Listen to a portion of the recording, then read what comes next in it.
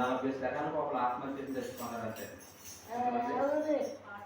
40 నిమిషాలకు ఒకరు ఆత్మహత్యలు తెచ్చుకోవాలి. ఈరోజు ప్రతి ఒక్కరికి ఉండే భయం ఏంటంటే మరణం.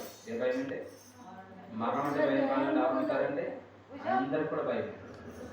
ఆ మరణ భయం నుంచి విడిపించడానికి యేసు ప్రభువు లోకానికి వచ్చాడు. ఎందుకు వచ్చాడు ఆయన? మరణ భయం నుంచి విడిపించడానికి యేసు ప్రభువు వచ్చాడు. యేసు ప్రభు నమ్ముకుని వచ్చే లాభం ఏంటో తెలుసండి.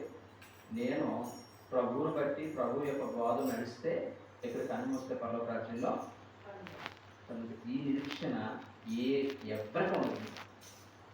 దేవుని నమ్ముకున్న బిడ్డలకున్న గొప్ప నిరీక్షణ ఏంటో తెలుసా? మరణం తర్వాత ఏమవుతామనేది ఒక క్రైస్తవుడికి మాత్రమే తెలుస్తుంది. ఆ విలువైన సత్యాన్ని నీకు నాకు బోధపరచండి. పాములైన నీకు నాకు బోధపరచండి. కృపగల దేవుడు నీకు నాకు సహాయం చేస్తారు. అందుకే యేసు ప్రభువుని ఎలా అర్థం చేసుకుంటారో తెలుసా? ఆయన నాకున్న అసమాధానాన్నింటినీ తొలగించి సమాధానం పరిచేవాడు.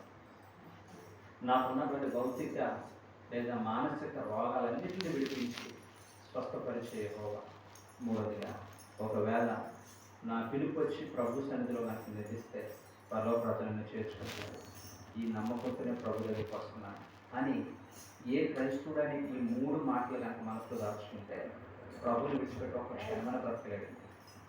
ప్రభుని విడిచిపెట్టి ఒక క్షణమైన బ్రతకలేడు. అటువంటి కృప పరిశుద్ధాత్మ మీ అందరికీ అనుగ్రహించును గాక. ప్రార్థన చేసుకుంటూ కూడా